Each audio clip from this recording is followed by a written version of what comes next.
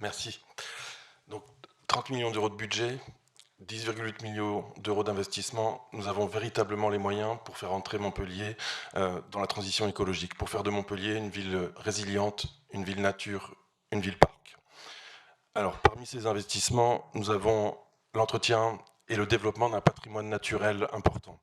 Je pense en particulier à l'agriparc du Masnouguier que nous continuons à aménager, 800 000 euros.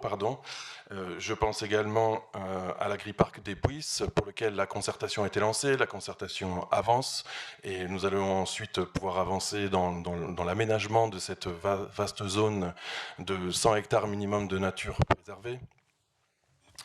Dans cette ville nature, il faut aussi intégrer, alors c'est pas forcément dans ce budget-là, mais la végétalisation des cours d'école dont parlait Tasnim Akbar Ali tout à l'heure.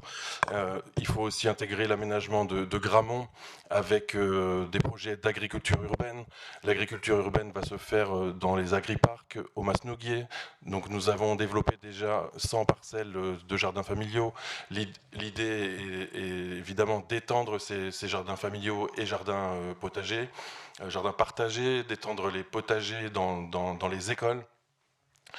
Donc une ville-parc, une ville avec une agriculture urbaine qui se développe et avec dans cette ville-parc un symbole en train de se construire qui est le grand parc Lunaret Lavalette Montmaur, un grand parc de 170 hectares qui va marquer cette ville un grand poumon vert comme on ne trouve pas forcément dans toutes les autres villes.